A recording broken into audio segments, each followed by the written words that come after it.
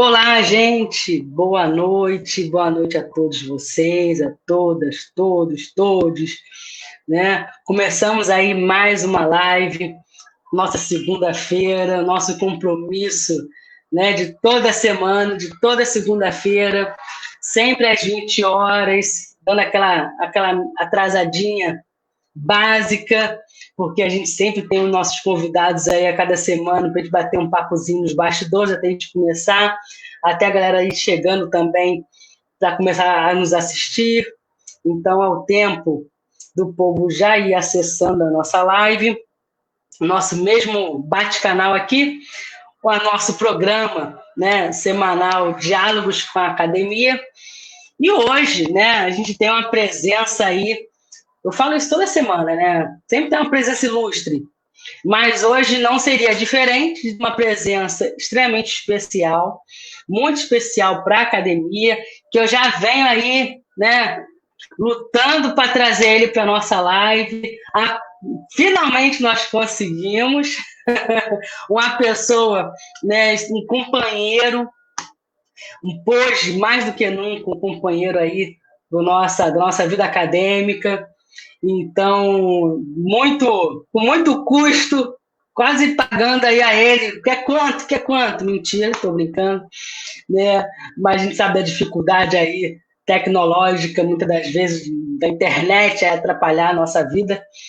Tanto nos ajuda, mas como também nos atrapalha. Às vezes a gente precisando aí de uma boa internet, tadinha. Às vezes ele fala, Vanessa, minha internet está uma bomba. Mas graças a Deus a gente conseguiu trazer o nosso queridíssimo Paulo Faleiro. Nós vamos aí já divulgando, né, a live. A gente sempre divulga um dia antes para a galera, né, não esquecer, às vezes acaba esquecendo, então a gente deixa para divulgar. Mas hoje a nossa discussão vai ser assim, né, tanto quanto as outras foram, de bastante, né, aprendizado. E aí, sem mais delongas, né, o nosso companheiro Paulo Faleiro, vamos falar hoje sobre direito à cidade e religiosidade, né? E Paulo, ele é mestre em desenvolvimento territorial e políticas públicas pela Rural, assistente social, companheiro de luta, professor, né? Agora vivenciando um pouquinho esse lado aí da vida acadêmica, nada tanto, né? Tão difícil quanto, né, companheiro? Eu vou botar ele já em tela aqui para dividir comigo, né, a participação aqui, para trocar um pouquinho com a gente. Eu sempre digo, né, para a gente dialogar aí toda semana com um convidado especial. E hoje, nada mais, nada menos do que Paulo. Como é que é, né, Paulo? Nosso companheiro aí de luta, representante, também diretor, um dos membros da diretoria do Conselho Regional de Serviço Social. Então, mais uma vez, Paulo, quero agradecer a sua presença conosco aqui na nossa segunda-feira, né? Depois de muita correria, né? Só quem sabe aí o que a pandemia trouxe para a gente, né, no mundo aí como um todo, mas especialmente a academia, os desafios para a gente, né, que vem se apresentando, coitadinho, Paulo está aí com a gente nessa luta do estágio, sofrendo, né? Já começou aí no meio acadêmico, no meio desse percurso vem a pandemia para poder, né, nos desafiar. E aí hoje, né, a gente consegue trazer o nosso querido aí para falar um pouquinho sobre, né, o direito à cidade, a importância da gente pensar esse local, esse espaço do nosso cotidiano, da nossa existência enquanto sujeito, né, que relações são essas que estão postas na nossa vida diária, seja o transporte, seja a moradia, seja, né, saúde, educação, enfim, direito à cidade implica em tanta coisa, né, Paulo? Eu lembro que uma vez eu escutei uma palestra que vocês deram nessa discussão de direito à cidade, e aí acho que foi a tua seleção, se eu não me engano, da professora que estava na banca, e aí deu um exemplo de uma moradora, de uma usuária, e aí falando, eu ganhei, né, uma casa, mas perdi a cidade. Isso ficou na minha cabeça, assim, até hoje, o quanto isso me trouxe de reflexão, eu falo assim, como é que pode, né? Que relação é essa? Aí você também pode explicar um pouquinho para a gente, né, por que isso tanto me impactou, né, a fala dessa pessoa, né, que consegue uma moradia, porém perde o acesso à cidade, né? Vai conseguir, muitas das vezes, uma moradia lá para dentro, Deus me livre, sem acesso absolutamente, né, ao trabalho, né, a uma saúde, e aí como é que é esse percurso na vida cotidiana dessas pessoas, e como é que a religião atravessa também esses espaços de disputa, enfim. Então hoje a gente começa a nossa live. Quem já começou a assistir a nossa live, deixa aqui olhar os comentários, né? Marcele, boa noite a todo mundo. Né? Eu estava aqui numa outra parte aqui, agora estou aqui nos comentários.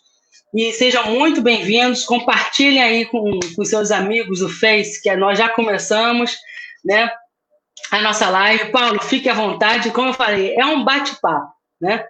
É uma troca para a gente aí, né, levantar algumas questões, enfim, trazer algumas inquietudes aí nas nossas cabeças para a gente pensar um pouquinho sobre essa temática. Fique à vontade, Paulo. Boa noite, gente. É minha primeira live, né? Estou aprendendo aqui, a Vanessa está me ensinando, né?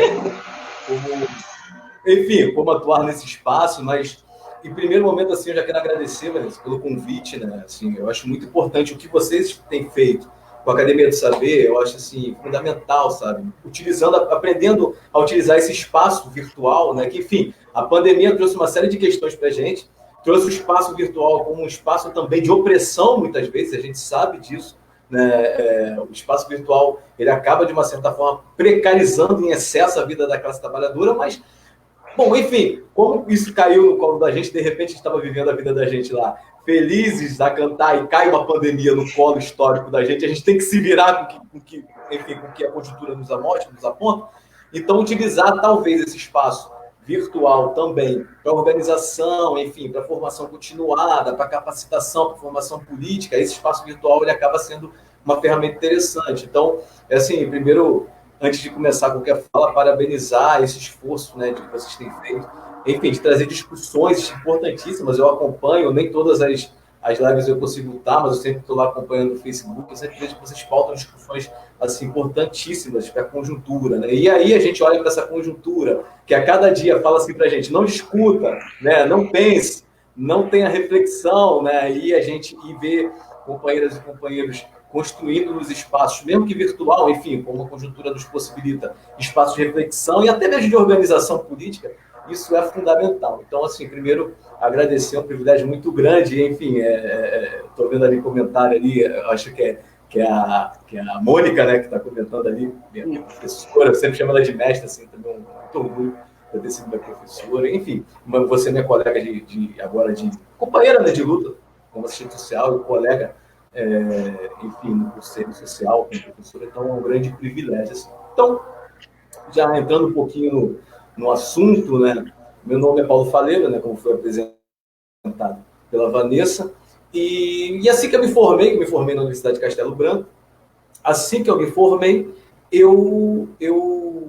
Vanessa, você saiu, não sei se só estou eu aqui sozinho, não sei se caiu, aí... tá bom, eu não conheço bem esse espaço. Então, assim que eu me formei, tá tranquilo, tá, que eu falei, caramba, será que eu saí? Tamo junto. Esqueci de combinar com você, que eu também sou uma câmera uma. Às vezes eu vou invertendo. Vou fazendo uma jogada de câmera. Essas vergonhas, o espaço virtual sempre cai, então eu falei, cai. Mas tá tranquilo. Então, desde que eu me formei, assim que eu me formei, né, eu saí da universidade, meu primeiro trabalho foi na área de habitação e posteriormente na área de saneamento, então eu profissionalmente eu adentrei por essas áreas que são áreas clássicas do direito da cidade. Quando a gente fala de direito da cidade, a gente fala das políticas urbanas, ou seja, saneamento, habitação, meio ambiente, enfim, outras coisas aí que é muito mais amplo, né? O leque do debate do direito da cidade é muito mais amplo. Então, de lá para frente, eu nunca mais saí, né? Eu fui picado dessa beira do direito da cidade e nunca mais saí dessa discussão. Meu mestrado foi sobre habitação. Minha pós-graduação, eu fiz um TCC sobre habitação. Militei algum tempo no movimento de moradia. No Conselho de Serviço Social, que hoje, né, como foi apresentado pela Vanessa, que hoje eu faço parte, estou, né, como diretoria até 2023, faço parte da diretoria, né? Eu coordeno a Comissão de Direito da Cidade. Então, o debate do direito da cidade ele acabou virando um marco na minha vida, tanto profissional quanto politicamente, né? Ou seja, de militância e também academicamente. Né? E é importante pensar no debate do direito da cidade. Quando a gente fala da cidade, olha, a gente não está falando de qualquer coisa. A gente está falando do lugar da vida, né? Onde o trabalho acontece, onde a vida acontece, onde as coisas acontecem. Falar da cidade não é falar de um elemento qualquer, né? Não é falar de um elemento transversal à vida. É falar de um elemento, é falar de algo, quando a gente fala da cidade, é falar de algo que está 24 horas da vida da gente, atravessando a vida da gente. Eu costumo dizer que talvez vocês não sejam usuários de nenhuma política, entre aspas, é impossível ser usuário de política, mas talvez você não seja usuário da educação, talvez não seja usuário da saúde, mas da cidade, das políticas urbanas, do primeiro momento que você acorda até o último momento que você vai dormir, você está a todo momento sendo usuário das políticas urbanas. Primeiro, transporte, mobilidade, né, habitação, quando você abre lá a tua torneirinha lá, né, quando você abre a tua torneirinha para escovar teu dente, você está utilizando a política de saneamento. Então, a política de abastecimento de água. Então, enfim, as políticas urbanas, as políticas do meio da cidade, elas estão a todo momento atravessando a nossa vida. E não só a nossa vida, né? Enquanto pessoas que moram nessa cidade.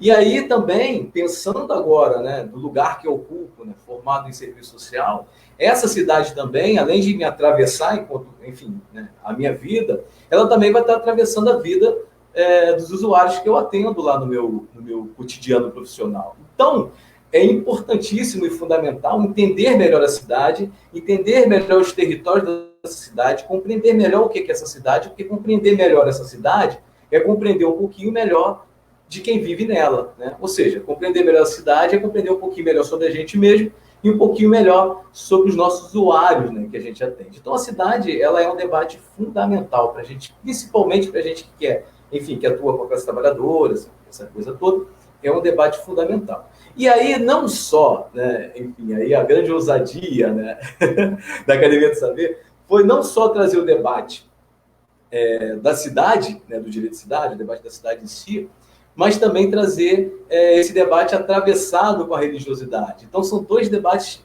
fundamentais. Né? A religiosidade é um elemento tão sério assim, quanto a cidade, e essas coisas vão se casar e vão se transversalizar em algum momento, mas a religiosidade é um elemento tão sério, quando a gente pensa hoje no Brasil, pensando no Brasil, independente de ter religião ou não, quando a gente fala da discussão da religiosidade, não é uma defesa para que as pessoas tenham religião, não. Mas é compreender, né, enfim, no percurso da história e compreender na conjuntura e na sociedade o quanto que a religiosidade impacta a classe trabalhadora. Então, ela vai ter também, de uma certa forma, e aí a gente olhando hoje para alguns segmentos religiosos conservadores, né, que é importante a gente pensar um pouquinho nisso, esses segmentos eles vão crescer aonde? Estão crescendo aonde? Estão crescendo nas áreas periféricas dessa cidade. Então, existe uma relação muito intensa entre periferia das cidades e religiosidade. Por isso que é muito importante a gente fazer esse movimento, né, enfim, essa reflexão sobre esse atravessamento do debate da religiosidade na cidade. E aí eu queria só trazer uma coisa. Posso falar mais, Vanessa? Eu não sei. Pode falar, tá. Aí antes que você falou que vai conversar, né? A gente vai... Pode, eu ia só aproveitar essa deixa sua, né? Já aproveitar já para começar a tacar fogo na fogueira. Essa questão da religiosidade, né?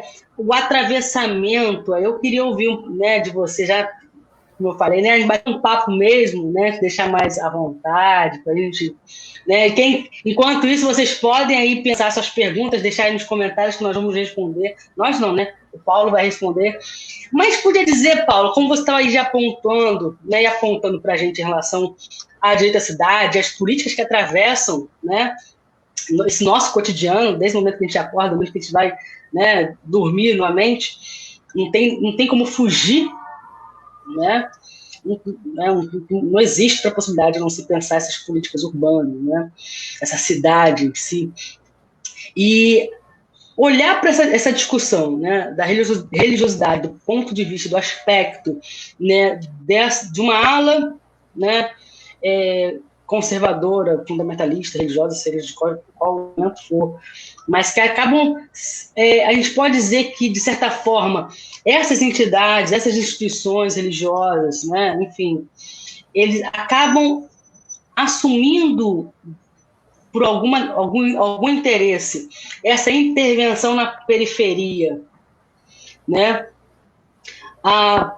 Por alguma, como é que posso dizer, com uma intencionalidade, né, de captação ou captação, seja assim qual for o termo, né, para suprir uma demanda do Estado e entrar aí, né, com seu viés ideológico, ou apenas mesmo para complementar, ou apenas fazer o bem, enfim. Como é que você vê essa interferência, né? Principalmente na periferia, né? É um debate extremamente complexo, essa coisa da religião na cidade, a gente tem que entender melhor. Mas eu vou trazer um Lefebvre, né? Lefebvre é o autor, enfim, é um autor marxista, um filósofo francês, que inclusive ele que cria lá na década de 70, né, esse debate, direito à cidade. Não se discutia a cidade antes, mas esse termo, direito à cidade, Lefebvre meio que joga aí para a academia para a gente pensar, né? E ele cria, enfim, ele pensa a cidade de várias formas, inclusive a discussão do direito à cidade para o Lefebvre não é a discussão legal, assim, porque a gente acha que é direito à cidade, tem a ideia de que é um direito à cidade, apesar da gente defender o direito urbano, enfim, uma discussão muito mais ampla, mas quando o Lefebvre pensa no direito à cidade, ele está pensando, na verdade, na nossa capacidade de lutar politicamente pela superação dessa cidade que é capitalista, que é uma cidade desigual, enfim, que produz pobreza. Então, o direito à cidade, na verdade, é uma concepção política, né, de superação, né, de intervenção da população, ou seja, de intervenção da classe trabalhadora para a superação dessa cidade capitalista que produz tanta mazela e tanta desigualdade. Aí Lefebvre ele tem uma concepção muito interessante assim.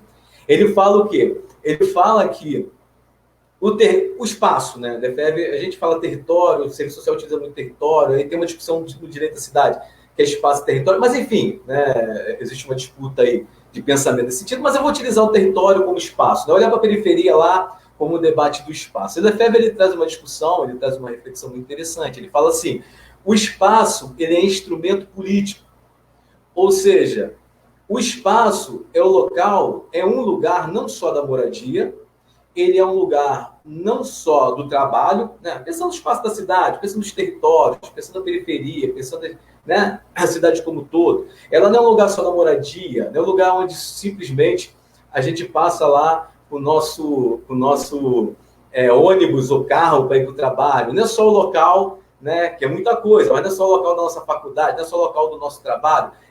Esse espaço também é instrumento político. Se apropriar desse espaço, segundo Lefebvre, é se apropriar esse espaço da cidade, segundo Lefebvre, se apropriar desses espaços é se apropriar de poder, ou seja, quem se apropria dos espaços se apropria do poder.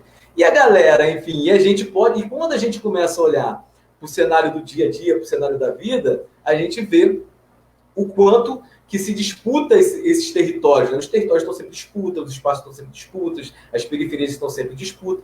Então, nessa disputa, né, por esse espaço que é instrumento político, e aí, quando eu falo instrumento político, eu posso olhar para esse instrumento político tanto quanto um instrumento libertador, né? Ou seja, um instrumento progressista que busca a libertação, mas eu posso olhar para esse instrumento político também como um instrumento, enfim, de controle. Né? E aí, quando eu olho para esse espaço, né, quando eu olho para esse espaço que é um instrumento político, a gente percebe que em inúmeros momentos esse espaço ele está sendo, enfim, cooptado e dominado por vários segmentos da sociedade. Né? Você vê principalmente segmentos aí na Zona Oeste, a gente sabe, enfim, quais são os segmentos que dominam esses espaços, né, poder parar, enfim, né, essa discussão toda que a gente tem, mas por esse espaço ser local, por esse território, né, por esse lugar, né, por essa periferia, ser um lugar, um instrumento político, então esse lugar, essa periferia, ela está sendo disputada a todo momento por inúmeros segmentos. E nessa disputa, né, e um dos segmentos, né, que disputam esse território, não, mas um deles são os segmentos religiosos conservadores. Né? Então a gente tem, e tanto é e aí eu também é tranquilo da gente, eu falo sobre isso porque eu sou evangélico também, então sou da igreja evangélica, eu sou batista, então estudo o mundo evangélico. Então, assim, um dos elementos, dos segmentos que disputam muito espaço são alas das igrejas conservadoras. Aí a gente não está falando do mundo evangélico, é uma outra contradição de falar dele na cidade, porque você tem, enfim, o mundo evangélico é extremamente plural e funciona de várias formas. Mas você tem segmentos intensos, né, de religiosos conservadores cristãos, não só evangélicos, mas cristãos também, disputando os espaços da periferia. Não é à toa, e aí quando a gente olha para a periferia, a gente pode dar o exemplo da própria Zona Oeste. Não é à toa que na Zona Oeste do Rio de Janeiro você tem a vitória, né, enfim, de projetos conservadores com muita força. Inclusive, o prefeito que aí estava, né, que não vai estar mais, ele vai para o segundo turno praticamente com a força da Zona Oeste. Então, a disputa conservadora, a disputa religiosa, né, conservadora, ela tem um lugar nessa cidade, ela não está em qualquer lugar. Né? A gente fala a disputa acontece de várias formas, pela internet, de várias formas. Mas ela tem um lugar, ela está espacializada. Como o espaço é instrumento político, essa disputa está acontecendo no espaço. Mas aí tem uma discussão muito contraditória, assim, né? Eu acho que aí é o grande... Aí como você falou assim, é só opressão, né? Vai tomar o lugar do Estado, que às vezes os segmentos religiosos acabam tomando o lugar do Estado para controlar o espaço, essa coisa toda. Mas aí tem uma discussão aí também que eu acho que talvez a academia, talvez a gente, né? Pensando, enfim, quem pensa essa sociedade, a gente tem que começar a entrar numa contradição, né? Talvez olhar para essa religião, e aí, como eu falo, repito, eu não estou defendendo a religiosidade, que as pessoas tenham religião, né? Assim, quando a gente fala de religiosidade, a gente faz uma discussão acadêmica pensando em como ela interfere na história aqui, especificamente como interfere na cidade. Mas, quando eu falo da religiosidade, a gente tem que olhar também uma coisa muito, muito importante, né? Talvez a religiosidade, para a classe trabalhadora empobrecida das periferias, seja o único espaço de organização dessa classe trabalhadora. Então, talvez a religião, né, para essa classe empobrecida da periferia dessa cidade, é um espaço, sim, muitas vezes de organização popular, ou seja, não é só o espaço da opressão, é ali, naquele espaço ali, que as pessoas se auto-organizam. Imagine, né, como eu conheço vários casos, né, da própria igreja, imagina lá uma família, né, o pai lá trabalha, a mãe trabalha, e tem as crianças, tu tá num local, lá na hiperperiferia da Zona Oeste, tipo Sepitiba, você não tem creche, não tem nada, quem vai tomar conta do teu filho lá para você trabalhar? É uma auto-organização lá da igreja, lá, enfim, que as mães da igreja, os pais da igreja vão se auto-organizar, e cada dia da semana um vai cuidar do filho do outro. Isso, estou dando exemplo da igreja, mas aí a gente também pode levar para outras religiões, ou seja, né, religiões mais africanas, para a igreja católica, enfim. Então, de uma certa forma, a religiosidade, ela traz essa coisa complexa, que é essa discussão sobre, enfim, a dominação do território, tal, mas também traz junto com ela, que é a grande contradição, que eu acho que a gente tem que começar a pensar sobre isso, ela traz também a possibilidade de dar conta de demandas objetivas da vida, né? Onde a classe trabalhadora empobrecida, né, enfim, que está passando por algum aperto, algum sufoco, ela vai lá na religião e lá ela encontra uma forma de organização, de suporte. Então, eu acho que talvez, né, entender isso, né, entender essa contradição, que não é só, né, a opressão, Vanessa, mas que também tem um dado de organização, eu acho que a gente precisa, né, enfim, entrar melhor nesse meio para entender melhor esse negócio, entendeu? Sim, é interessante, Paulo, porque isso faz a gente pensar, né? Porque a gente acaba numa politização, não sei se a palavra seria essa, eu estou aqui, a gente fica polemizando, melhor dizendo, né? E às vezes desconsidera também essa questão da influência, da religiosidade. A gente acaba muitas das vezes massacrando, né? Ou questionando estigmatizando às vezes. Estigmatizando, melhor a palavra, estigmatizando, esse lado, né, essa questão específica que é a religiosidade, e a gente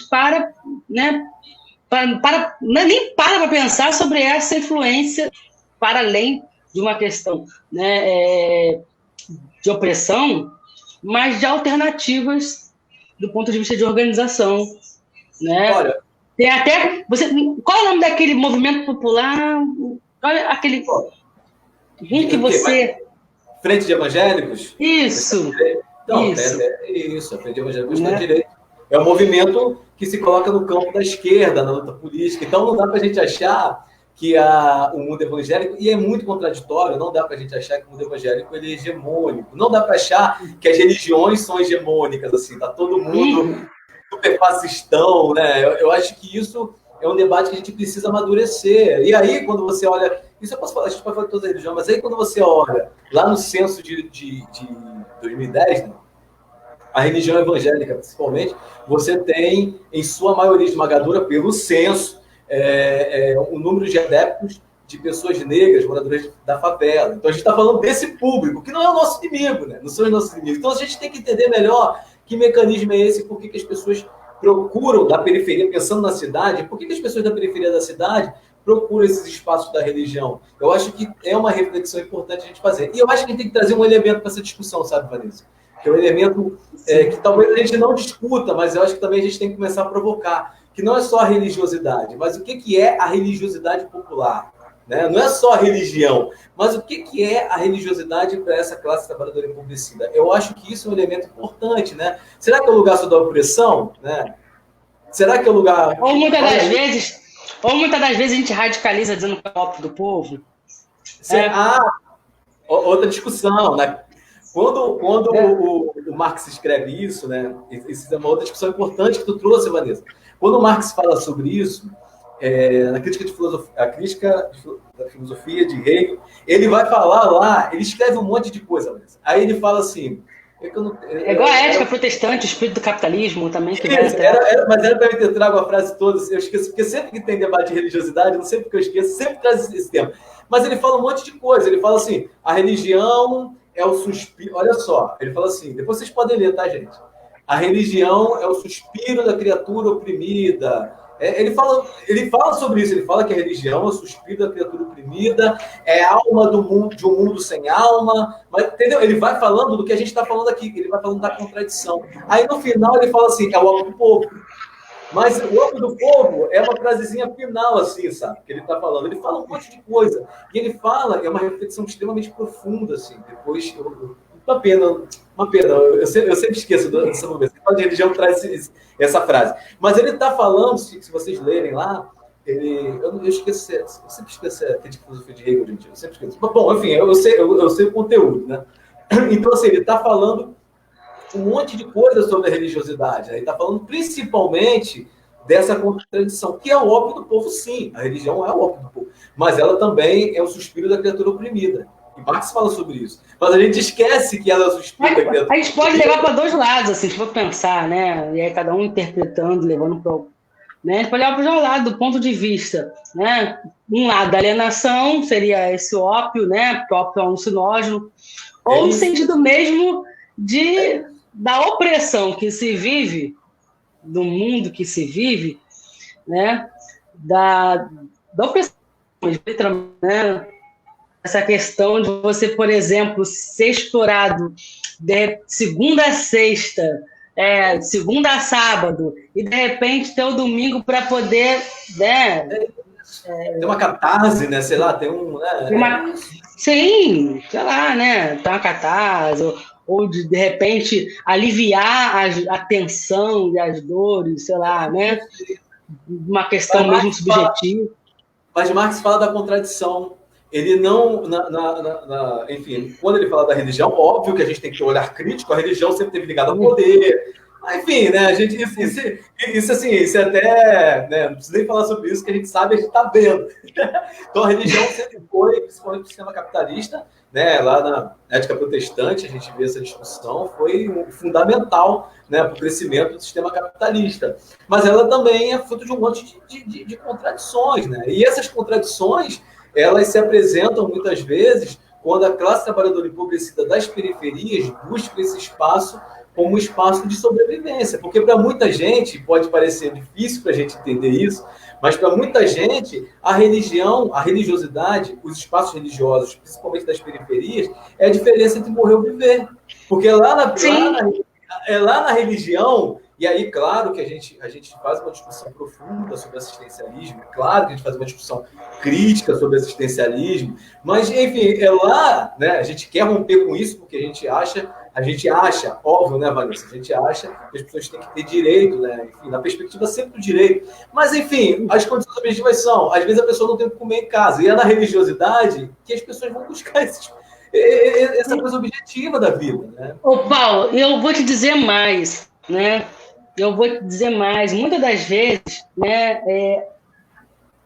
as pessoas que moram em periferia, né, que moram nas favelas, que quem sabe, né, quem vive aquela realidade, né, e que muitas das vezes eu posso não viver, mas eu transito, porque eu tenho que, vamos supor, né, eu tenho que cruzar o Brasil de uma ponta a outra, eu posso não estar dentro, mas também não estou fora, né, do ponto de vista, né, não estou em Marte, né, continuo naquela região. Porém, uma coisa que eu sempre me pergunto, é uma questão que muitas das vezes tem que parar para analisar, aquelas pessoas que não têm que comer, aquelas pessoas que não têm absolutamente, né? Se você olhar para aquela realidade cruel, né? Que a gente sabe, desses lugares, dessas regiões, né? E que muitas vezes, seja o líder religioso que for, né? Ou o político que for, mas aquele político que, de certa forma, estou aqui defendendo nada, assim, né? Não estou falando de lados, de posições, mas aquela pessoa que vai lá, não estou falando daquele que vai na pensão, comer o pastel, tomar caldo de cana, não estou falando desse tipo de político que vai fazer. Mas aqueles que estão lá, sofrendo teoricamente, ou dizendo, olha, nós estamos aqui, nós sabemos das suas demandas, das suas necessidades, ou seja, que de certa forma, ele, né, tem pode até ser falso ou não estou aqui entrando nesse, mas que tem essa certa empatia com o cotidiano deles, né, ganham muito mais essas pessoas do que quem é apenas, né, um revolucionário, ou, né, eu vivo na academia, não falando assim, a gente aqui na universidade, ou eu sou, né, por isso a discussão, muitas das vezes, acho que era caviar, naquela discussão que se tinham, né, pensando a elite, né, discutindo aí uma questão, não vive aquela realidade, né, por mais que estude aquela realidade, mas não vive aquela realidade, não está lá com aquele povo, né? Por isso que é tão difícil esses determinados grupos, né, serem eleitos, né, por essa parcela da sociedade, porque eles falam, não, eu confio muito mais naquele líder religioso, não vou entrar no mérito de qual líder, mas que vem aqui, me dá uma cesta básica, que ora por mim, que reza lá e faz o quê. Pode até ser falso, não interessa, mas para a cabeça daquele sujeito, né? Claro, e aí, olha, eu vou te dar um exemplo disso clássico, porque é tanta desgraça que aconteceu em 2020 que a gente esquece da desgraça. Porque assim, a chuva de desgraça, né? Chove desgraça e a gente vai esquecendo dela. Mas não sei se você lembra, no início do ano, né, antes da pandemia, teve uma enchente terrível. Você lembra disso? No Rio de Janeiro? Sim. É que parece que não existiu. Foi tanta coisa horrível, né? Só faltou cair um meteoro, foi tanta coisa horrível que aconteceu de lá para cá, que meio que apagou isso da cabeça da gente. Mas lá no iníciozinho do ano, se não me engano, né, eu me confundi no final do ano passado, no iníciozinho do ano, mas acho que foi lá no iníciozinho do ano, antes da pandemia, teve uma enchente, teve aquela chuva terrível no Rio de Janeiro, encheu tudo. Os bairros da Zona Oeste, vários bairros da Zona Oeste ficaram submersos.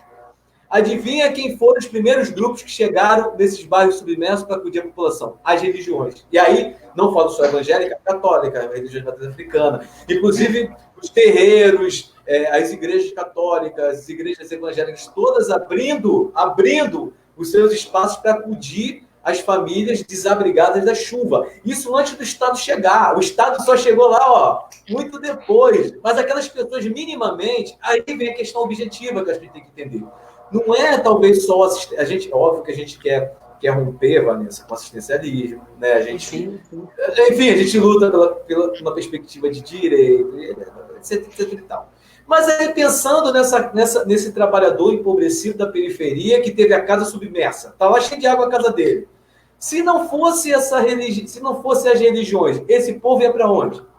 Ia ficar na chuva, ou ia ficar nadando no meio da lama.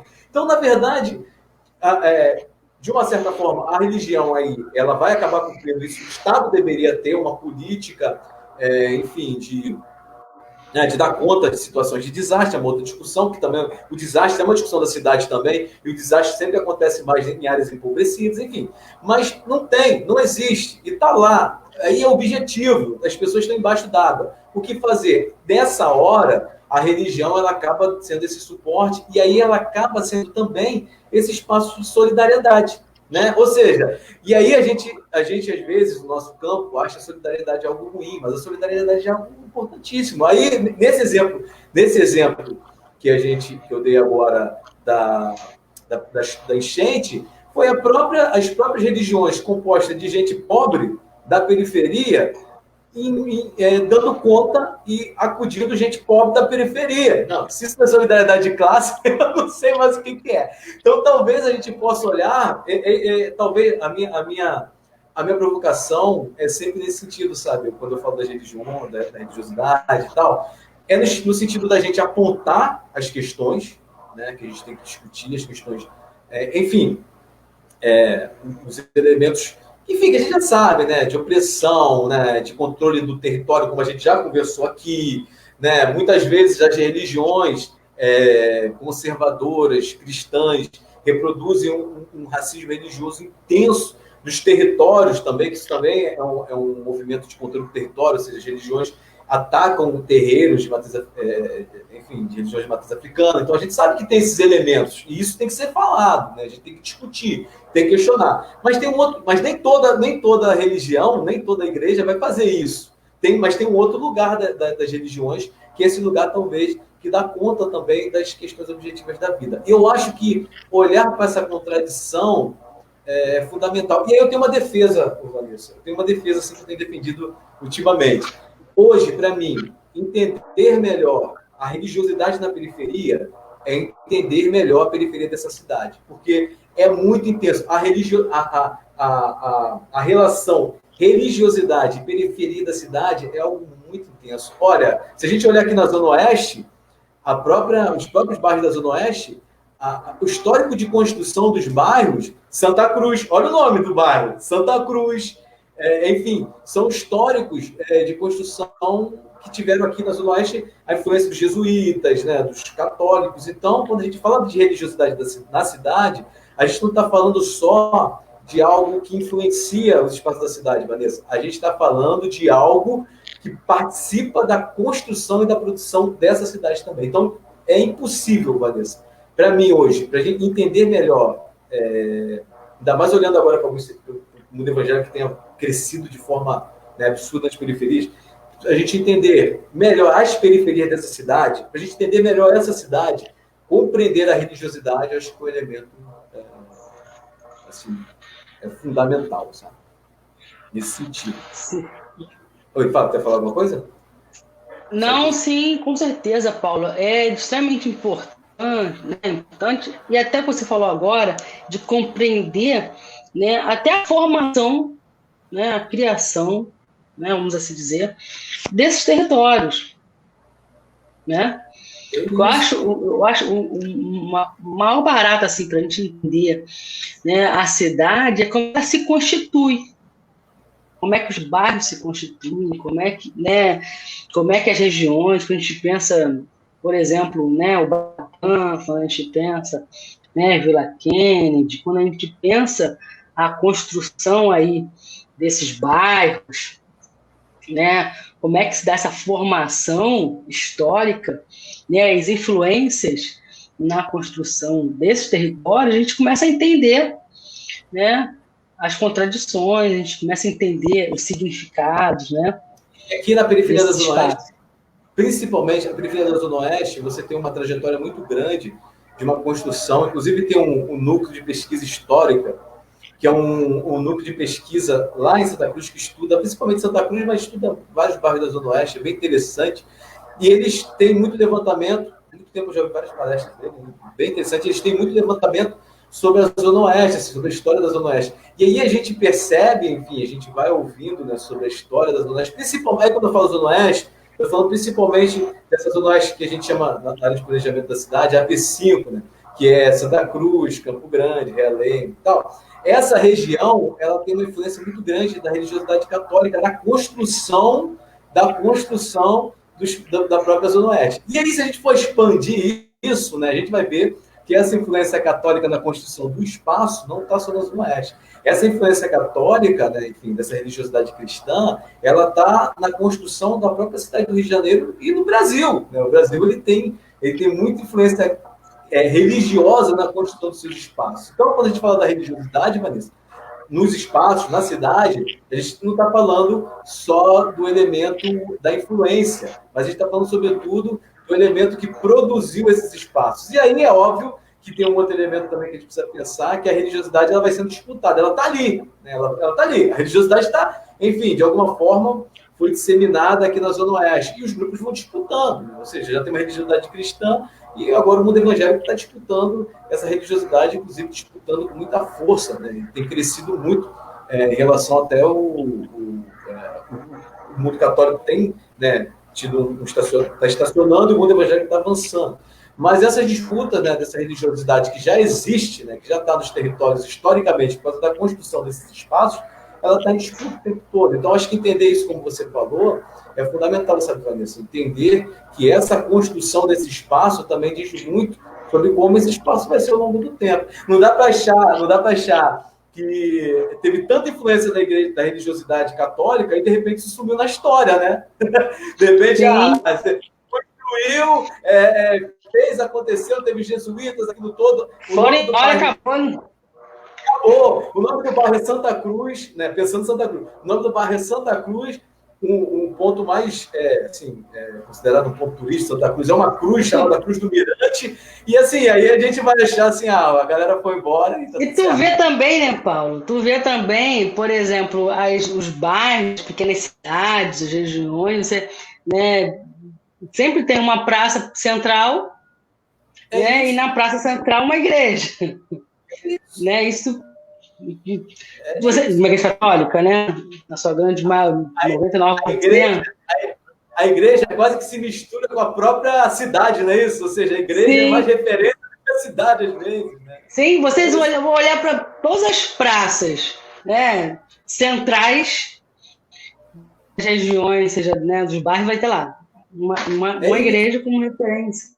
Né? Santa Cruz, se tu olhar Santa Cruz, está falando isso aí. Pô, olha como é que a cidade, pensando essa relação cidade, religiosidade, olha como uma praça central próximo, você colocou um ponto interessante, próximo a uma igreja. Se a gente olhar todas as igrejas, a maioria das maiores igrejas, não a igreja de periferia, mas as igrejas centrais dos bairros, a gente vai ver esse desenho, uma praça, enfim, né? A gente vai ver como que a cidade ela vai se organizando em torno da igreja, né? E aí, quando a gente olha ali, vou trazer isso, quando você olha em Santa Cruz, você tem lá uma praça lá clássica de Santa Cruz, e você tem a igreja lá, Nossa Senhora de Aparecida.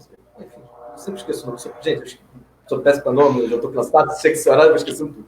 Mas você tem lá uma praça clássica, e logo próximo você tem a igreja. Então você percebe que você tem a igreja e a cidade ela vai se construindo também em torno da igreja, por influência dessa igreja. Então, por influência dessa religiosidade. Então, é importante você trazer isso, que a gente vê na prática como que a religiosidade não só, Vanessa, influencia o dia a dia das pessoas, enfim, vai influenciar como as pessoas pensam, vai influenciar como as pessoas votam, vai influenciar como as pessoas se colocam no mundo, mas vai também, sobretudo, Vanessa, influenciar diretamente na construção física dessa cidade. Não só porque a gente tem essa noção, a religião está no campo ideológico, tá? Não. A religiosidade, ela se materializa muito no campo físico. E aí, pela cidade, a gente consegue ver isso com muita força, entendeu? Sim, sim. Tem uma pergunta aqui do Douglas, né? Ele faz uma fala. Professor Paulo, a cidade foi sempre entendida como suporte territorial da secularização. Acho que é a igreja, né? Entendida como suporte territorial da secularização. da secularização. Só recentemente a sociologia, recentemente é muita coisa, né? Recentemente a sociologia começou a prestar atenção ao papel analítico no estudo da religião. A cidade tem albergado e moldado diferentes formas de cultura e de práticas religiosas. Qual a sua visão entre os ramos da sociedade, na visão do cristianismo e a visão da população com a religião, se tratando do modo relacional de convivência na cidade de um modo geral? Qual a eu acho que ele está perguntando como que é essa relação da igreja cristã com a cidade. Eu acho que é isso, né, Douglas? Eu não sei se você está... Sim, sim. Então, assim, foi aquilo que a gente conversou aqui, né, desde o início. Eu acho que o grande desafio, assim, de pensar a religiosidade, o grande desafio, Vanessa, eu acho que é não perder a mão crítica, não perder a visão de que a religiosidade ela é sim um lugar de opressão, um lugar de controle, um lugar de dominação, e ela se amarra com o próprio Estado, muitas vezes, para dominar o poder político, né, econômico e etc, etc. Essa mão crítica a gente não pode perder. Mas a gente também não pode perder o outro lugar da contradição, que é essa religiosidade que se coloca no território, que é uma religiosidade que vai atuar, muitas vezes, é onde a classe trabalhadora busca solidariedade e suporte, né? Então, a gente também não pode perder não perder o olhar crítico, mas também não perder esse olhar mais reflexivo e sem estigma da religiosidade. Então, eu acho que é isso. Eu acho que quando eu falo, e aí é uma coisa que eu defendo, talvez, eu acho que quando eu falo de religião na cidade, eu tenho que entender esses dois lados, sabe? Eu não posso olhar para a religião na cidade somente com o olhar de que a religião é o lugar da opressão. E a gente sabe que é. Mas eu também não posso olhar, mas também tem um outro lado. Essa religião na cidade também é o lugar da solidariedade da classe trabalhadora empobrecida. Então, olhar para esses dois campos e saber que essas duas formas de existência da religião, ela impacta a cidade, eu acho que é fundamental. E, sobretudo, as religiões cristãs, né? Quando a gente fala, enfim, que todas as religiões têm influência, né, no território, mas a gente sabe... Mas sabe que tem umas tem mais? A religião cristã, historicamente, enfim, pela questão da colonização, né, é uma trajetória histórica, né, que vem de influências positivas e de influências negativas sobre a sociedade. Então, pensar nesses dois campos, eu acho que pensar que esses dois campos estão na cidade, sabe? Não é só olhar para o lugar da religião como opressão, que tem que ser olhar, mas também não é só olhar para o lugar da religião enquanto o lugar da solidariedade maravilhoso, né? Mas é olhar para essa contradição. E isso é um olhar crítico, né? O olhar crítico não é só você olhar e falar assim, é ruim, não presta. Isso não é olhar crítico. O olhar crítico é isso, né, Vanessa? É você olhar para a coisa e você tirar dali a contradição, né? É isso. Quando a gente fala de olhar crítico, é isso. Olhar para aquilo ali com atenção, com cuidado, e olhar para aquilo ali entendendo que ali tem uma contradição, e quando essa contradição, né, religiosa, ela cai no território, essa contradição ela acaba sendo muito mais intensa, né? Mas eu acho que é isso, Douglas. Eu acho que nessa visão, né, é muito importante, sim, né? Como que essa relação da religiosidade, principalmente da religiosidade cristã, com a cidade. Essa relação, a gente precisa desse olhar, porque existem essas duas relações, tanto da opressão, mas também do lugar da solidariedade. Né? Tem uma pergunta, para a gente caminhar para o fim, mas acho interessante a pergunta da Natália, né, que fala assim, qual a sua visão, como os evangélicos, em especial alguns políticos, estão realizando aí um retrocesso histórico ao misturar política com religião, né? Qual é a sua visão nessa relação, né, dessa mistura desses determinados políticos, enfim, né? Já que somos aí um Estado laico, essa questão, né, do Estado laico, né? Discussão, assim, é uma pergunta fundamental, Natália. Principalmente que você traz uma outra coisa que a gente não falou até agora. E ó, essa discussão, Vanessa, é isso, dá discussão aqui para hora de discussão. Mas ela traz. Vai desencadeando outras, né? Mas ela traz um ponto muito importante que também tem a ver com a cidade, tem a ver com não só com a cidade, mas tem a ver com a relação do mundo, ela traz uma reflexão importante, que é a questão do Estado laico. Né? E aí você tem uma discussão, né, também polêmica em relação ao Estado laico, Natália, que é assim, uns autores dizem que nós já tivemos o Estado laico em algum momento, outros autores dizem que a gente nunca teve um Estado laico de verdade. Né? Laico que a gente fala não é o Estado... ponto importante, tá, gente? Ponto importante. Laicidade do Estado não significa que o Estado negue a religião.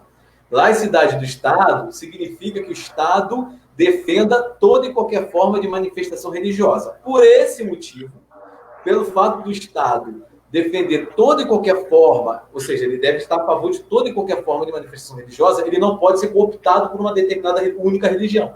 Então, essa é a ideia de Estado laico, né? Porque a gente, às vezes, acha que o Estado laico é a negação da religião. Não, inclusive, o Estado laico ele tem que criar instrumentos e políticas públicas para proteger a religiosidade.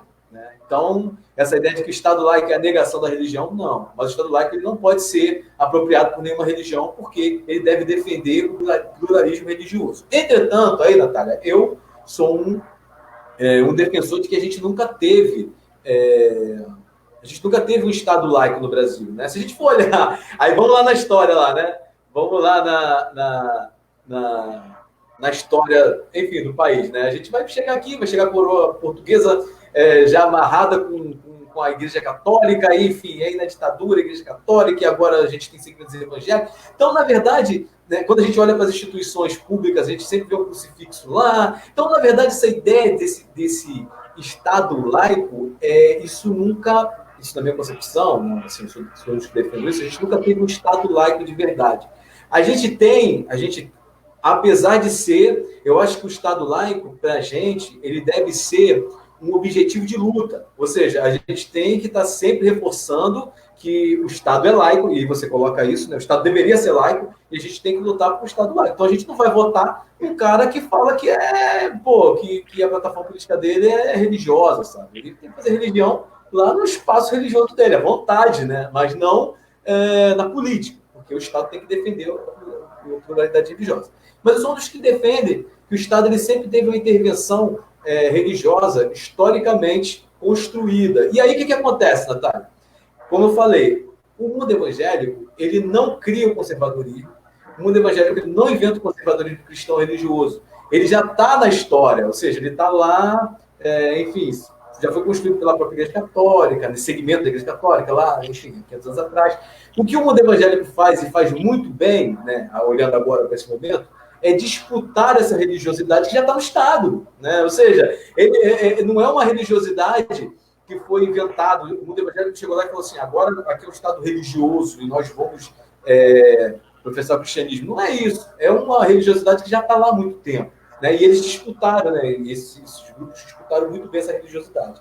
Mas eu acho que nessa concepção, Natália, eu acho que é uma questão que...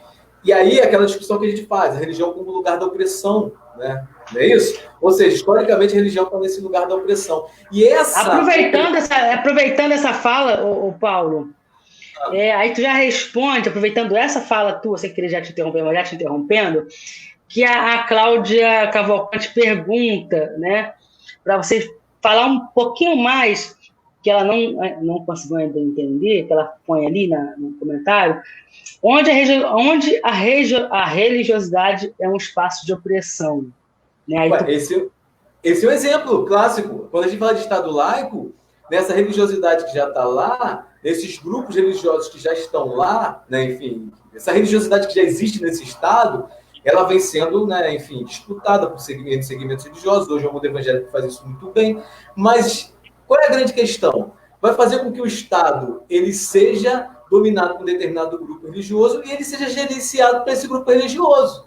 Né? Então, ou seja, as políticas vão ter o objetivo de atender esse grupo religioso. Isso é opressão, não é? Quando você tem um grupo né, que vai utilizar o Estado para benefício próprio dele, está excluindo outros grupos, né, enfim, né, o Estado não tem que atender só um grupo, ele tem que atender né, a diversidade que é esse mundo, né? O mundo não é só religioso, né? Apesar de eu ser religioso, o mundo não é só religioso, tem gente que não é religiosa, tem gente que, enfim, né? Então, assim, o Estado ele tem que estar ali para atender a dimensão e a pluralidade desse mundo plural como ele é. E quando você tem, casando essas duas perguntas, né? Quando você tem esse Estado laico, que ele é dominado por enfim, um segmento religioso, ele vai acabar por oprimir outros segmentos.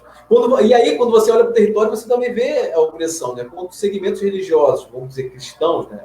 É bom você falar isso, né? Ou seja, não é o mundo evangélico, como eu falei, eu sou evangélico, não é o mundo evangélico, mas segmentos cristãos que, enfim, apedrejam, e a gente sabe disso, que apedrejam religiões,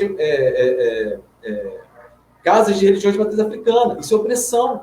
Então, assim, essa reprodução dessa opressão, ela também faz parte, tá, em alguns segmentos religiosos. E no caso do Estado laico, é fundamental a gente fazer essa discussão sobre o Estado laico. Eu vou só alfinetando aí, só vou dando atirar um pouquinho do fogo aí. Uma outra forma também de opressão são os próprios dogmas, né? Por exemplo, quem não segue essa determinada doutrina ou esse determinado segmento religioso é para o inferno. Isso também é opressão. Então a gente sabe que muitos vão ficar ali, ó. Não posso ir para o inferno, meu Deus do céu. Isso inclusive, isso, aí a gente entra numa outra discussão. A gente vai entrar numa outra discussão, que é, Vanessa, que é os dogmas também. Bom, acho que eu já respondi a coisa do Estado laico, né? Acho que já ficou. Se não respondi, de repente a Natália pode falar ali, mas é mais ou menos isso. O Estado laico também nunca existiu, é um vislumbre de luta, mas é isso. O Estado está sendo disputado por segmentos religiosos o tempo todo. Mas os dogmas, e aí quando você fala assim, ó, você não é da minha religião, para você tem que ser da minha religião, porque senão você vai para o inferno. Isso aí, inclusive, é instrumento de colonização, e até hoje é utilizado. Ou seja, eu chego num espaço, né, e aí isso foi utilizado lá historicamente. Então, eu chego lá no território, no local, sei lá onde, e falo assim, se você não seguir a minha religião, ou para você não morrer, para você não ser destruído, você vai ter que seguir a minha religião. Aí você se converte à minha religião, então eu não te destruo. Isso até hoje, isso é colonização, isso é opressão. Então, até hoje, a gente vê isso sendo utilizado nos territórios. Aí, vamos lá para a cidade agora. Vamos lá para a cidade. Olha como é que é uma discussão séria. Até hoje, você vê segmentos religiosos tentando colonizar outros segmentos religiosos, e aí a gente pode ver setores conservadores, cristãos, tentando evangelizar, enfim, colonizar segmentos da religião de matriz africana. E se o segmento, né, enfim, não concorda, e se as pessoas não concordam, o terreiro é apedrejado, tacam fogo. Então, essa ideia também é a ideia da colonização. Então, o dogma, quando você traz a ideia do dogma, Vanessa, você traz essa coisa preocupante também, que é um instrumento de opressão, que é dentro desse elemento do dogma, você trazer também esse aspecto da colonização, sabe? E essa colonização histórica que as religiões aprenderam a fazer no mundo todo, principalmente as religiões cristãs, não só a religião cristã, mas a religião cristã fez isso com muita força, está hoje, Vanessa, está hoje nos territórios, ou seja, segmentos conservadores religiosos continuam realizando práticas de colonização em determinados espaços desse território. Isso a gente precisa falar. Óbvio, gente, aí é óbvio, eu falei, eu sou evangélico, então assim, é óbvio que não é todo mundo que faz isso, a gente sabe disso, não precisa, porque sempre que eu faço essas falas, o pessoal fala, mas eu não faço, eu sei que tu faz. Mas a gente sabe que existem grupos que fazem, né? E a gente tem que falar sobre isso, né? Sim, sim. Porque atravessa tudo isso o medo, né? Porque eles implantam a questão do medo. Como é que muitas vezes oprime? Com medo, você tem medo de tudo, né? Medo do capeta, medo. Então, é imposição. Justamente colonização. Exatamente. Ou seja, por medo você vai ser igual a mim. Tu tá entendendo? Olha como é que o dogma é sério. Ou seja, se você vai pro inferno. Se não for, só que tem um jeito de você não ir pro inferno. Ser igual a mim. Isso é colonização. Exatamente. Tá entendendo? É colonização. Então, acho que é algo também assim, importante para a gente pensar, né? Sim. Para a gente concluir, a última... Eu falo... Pode falar. O papo tá bom. Aqui, A Mônica deixou aqui, na verdade, uma provocação, né? A professora Mônica deixou uma provocação. Minha mestra. É ela mesma. Aí ela deixa uma provocação para você.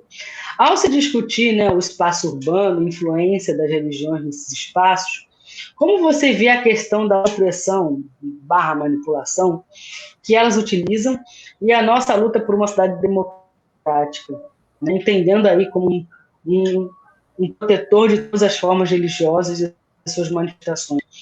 E muito acho que está faltando alguma coisa, a questionar a própria luta de prol de uma sociedade crítica, né?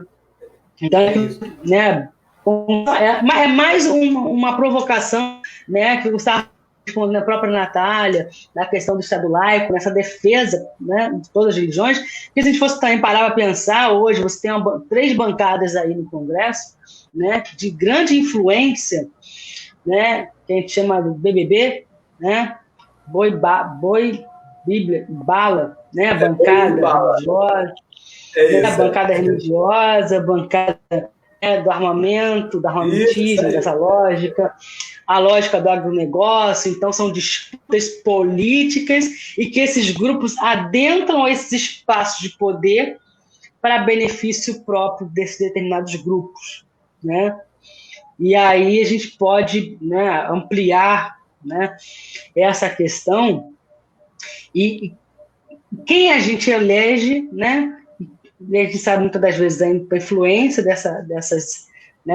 dessa lógica de representatividade, né, daí apenas pelo voto, que a gente sabe que vai para além, né, a questão democrática está para além da questão específica da representatividade através do voto. A gente sabe que, né, isso apenas não representa a democracia, né? Eu voto, então se está votando, se a gente, né, vota, a democracia está estabelecida. E aí a gente mostra essas bancadas aí, muitas vezes a influência de um poder dessas três esferas, dessas 3 instâncias aí nessas relações e que impactam muito a vida, né, da população como um todo, né? Então, se a gente for parar para pensar... Não, e a Mônica... Não, tu vai terminar de falar? Eu sou péssimo para esse espaço, gente. Não. Eu corto. Pode falar? Sou péssimo para esse espaço. Aí, é a minha primeira experiência, como eu falei, minha primeira experiência que eu estou aprendendo ainda agora. Então, assim, a Mônica faz uma provocação importante, assim, sabe? Ela tá questionando como é que faz, né? Tá lá, né? A religiosidade acontecendo, disputando espaço, mas a gente está aqui, né? Eu acho que é mais ou menos isso que a Mônica está falando. Mas tá a gente aqui falando, ó, a gente tem que defender o Estado laico, mas está lá o território sendo disputado pelas religiosidades. Eu acho que aí... Por que eu falo tanto? Fazendo uma reflexão, né? Enfim, não tem uma resposta para as coisas, né? Infelizmente, a gente tem resposta para isso. Mas, assim, por que eu falo tanto para a gente perder o estigma sobre a religião também? Ter um olhar sobre crítico, mas perder o estigma sobre a religiosidade, achar que é todo mundo fascista, enfim, que não presta para nada, essa coisa toda.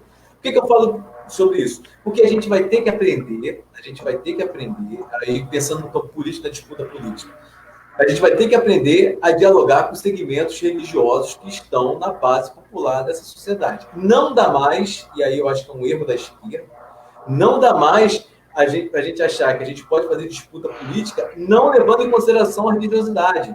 Não dá. Isso não significa que a gente vai ser religioso, não. Mas a gente tem que entender que está posto, né? Ou seja, o Brasil é um país onde a classe trabalhadora empobrecida da periferia é religiosa, e sobretudo cada vez mais religiosa cristã e evangélica.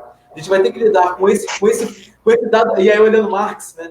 Pensando no Marx, a gente vai ter que lidar com esse dado de realidade, né? Ou seja, está ali, está posto, não é isso que o Marxismo fala? Ou seja, eu não posso inventar uma coisa na minha cabeça, eu tenho que olhar para essa realidade e falar, gente, a classe trabalhadora dessa sociedade, das regiões das periferias empobrecidas das cidades, a grande massa é religiosa, né? Ou um grupo grande é religioso. E aí, né? E aí eu vou ter que aprender a lidar com isso. E eu vou ter que aprender a dialogar. E dialogar não significa que eu tenha que ser evangélico. Dialogar não significa que eu tenha que ser umbandista ou de qualquer outra religião. Eu posso ser ateu, mas eu tenho que entender que a religiosidade para as pessoas tem um sentido e um significado, Vanessa.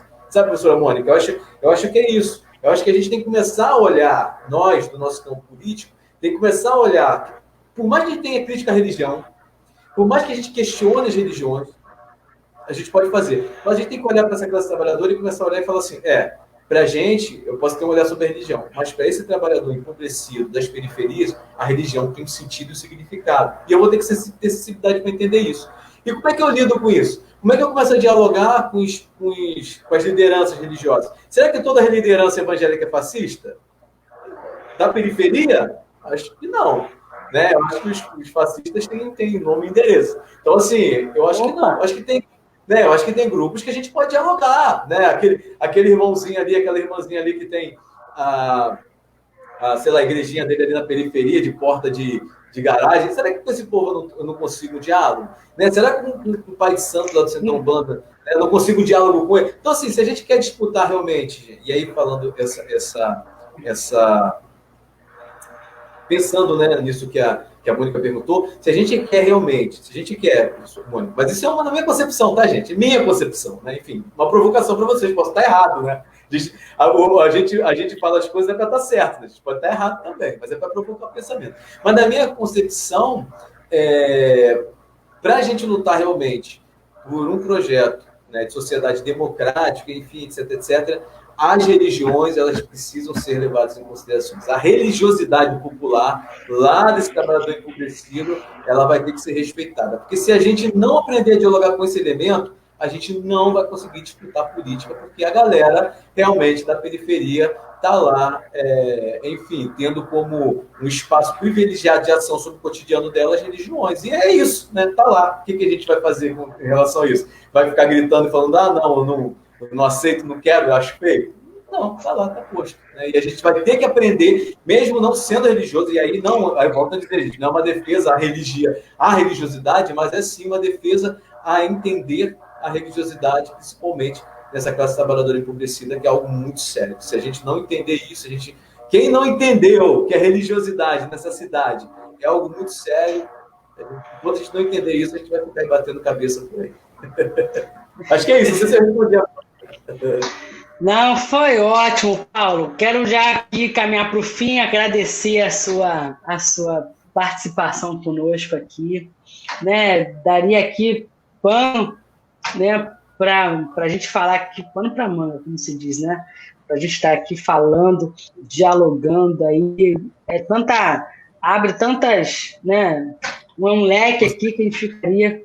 Né, possibilidade de pensar, possibilidade de ampliar aí a nossa visão de mundo, né? Então, eu quero te agradecer, depois tem uns comentários aí, Leila, né, agradecendo a sua fala, né? Mônica aqui também agradecendo, Cláudia, Natália, enfim, Douglas, quem esteve com a gente aqui essa noite, quero agradecer, né, Paulo, e fazer só um merchandise aqui rapidinho.